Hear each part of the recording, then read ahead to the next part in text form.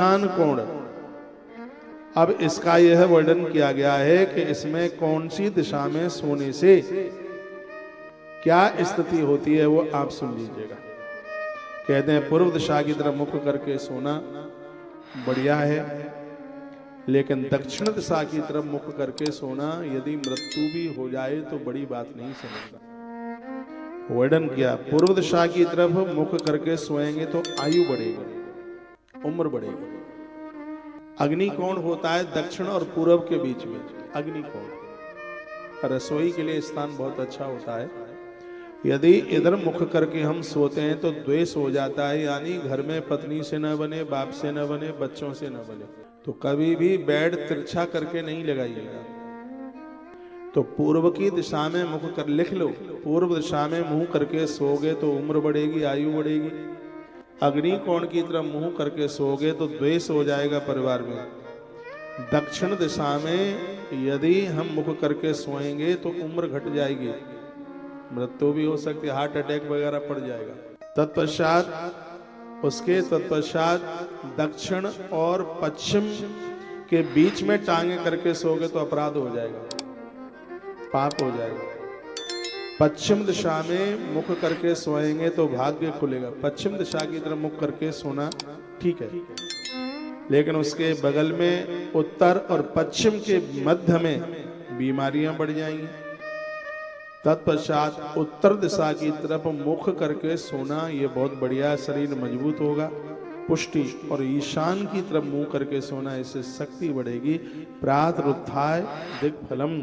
आठों दिशाओं में सोने से मुख करने से ये बातें बताई गई हैं। शक्ति प्रदानित होती है ईशान कोण की तरफ मुख करके सोने से। शांत्याम ऐसा ज्ञा यामार्थम संध रुचते। रात के पिछले पैर को ऊषा काल जानना चाहिए। ये 3 बजे से लेकर के 4:30 बजे का जो समय है ये बड़ा अद्भुत है। मैं प्राय कथा में मैं बोलता हूं कि 3:20 से लेके 3:42 तक का जो 22 मिनट का समय ये परमात्मा से बात करने का है। इसको एकदम ब्रह्म मुहूर्त के नाम से जाना जाता है। 96 मिनट का होता है ब्रह्म मुहूर्त, 96 मिनट का। और उसमें ये समय बहुत ज्यादा विशेष है। यदि कोई 3 से 4:30 के बीच में आदत बना लेता है अपना बिस्तरा छोड़ने का, भले ही वो थोड़ा देर में नहा ले लेकिन बिस्तर जल्दी छोड़े, परमात्मा की कृपा से 20 वर्ष उसे एक्स्ट्रा मिल जाएंगी। ग्रंथ की बात को झुटलाया नहीं जा सकता। आदत डालिए भोर में जल्दी जागने की। दिन में सगरे काम अपने निपटा लोगे तुम, चेहरे पर रौनक रहेगी, कोई टेंशन नहीं होगा। भोर में बिस्तर छोड़ने की इतनी बड़ी महिमा का वर्णन किया गया। इस समय पर बिस्तर छोड़ा जाए। सूर्य भगवान के निकलने से कम 24 मिनट पहले सदाचारियों का स्नान हो जाना चाहिए। स्नान 3 प्रकार का है, एक है उत्तम और एक है मध्यम और एक है अधम। जो सूर्य निकलने के 24 मिनट पहले स्नान हो लिया जाता है वो उत्तम है। सूर्य भगवान के निकलने के 24 मिनट बाद स्नान हो जाता है वो मध्यम है। जो 10, 11, 12, 1 बजे नहाते हैं वो स्नान कुछ भी नहीं है, रक्त के कुंड में डुबकी लगा करके बाहर निकल जाना है। ऐसा अपना भारत है जहां चमड़ी चमकाने के लिए नहीं नहाया जाता, शुद्धता पवित्रता के लिए स्नान किया जाता है। 176 देशों में कुछ देश ऐसे हैं जहां लोग रात के 12 बजे नहाते हैं। वो चमड़ी चमकाने के लिए भोगी हैं, व्यसनी है। लेकिन हमारा देश ऐसा है, कहीं किसी गमीमे से भी कोई व्यक्ति चल करके आता है, मंदिर में प्रवेश करता है, घर के मंदिर में भी तो नहा धो करके, हाथ पांव मुंह धोकर कुल्ला करके ही वो प्रवेश करता है। इसलिए भारत को विश्व गुरु कहते हैं। भारत जैसा देश ना कभी पहले हुआ और ना कभी आगे होने वाला है। ये आर्यावर्त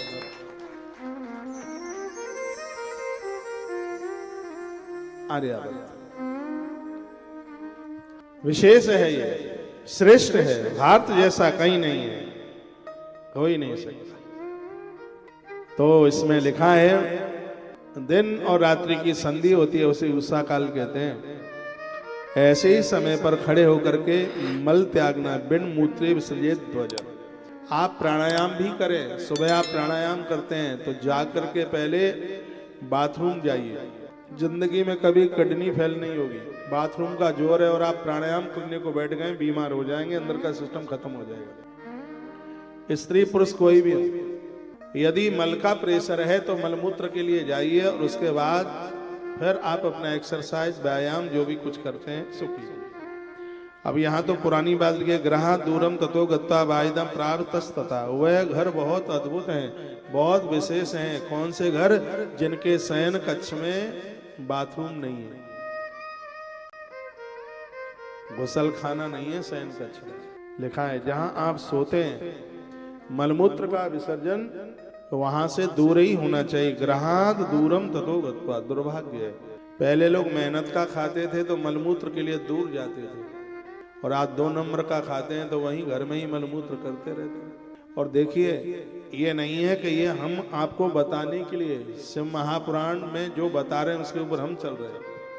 मंडला की गौशाला में भी हमने अपना बाथरूम कमरे से अलग बनाया। इन किसी को भी पूछ लीजिए, मैं वृंदावन में रहता हूँ तो मेरे कमरे से लेट बाथरूम अलग है, दूर है। नहीं तो कथा के बटा हो जाएंगे ना, फिर तो नकली बात हो जाएगी। तो ये मैंने अपने विद्यार्थी काल में पढ़ा है, तो मैं गलती कर कैसे दूंगा?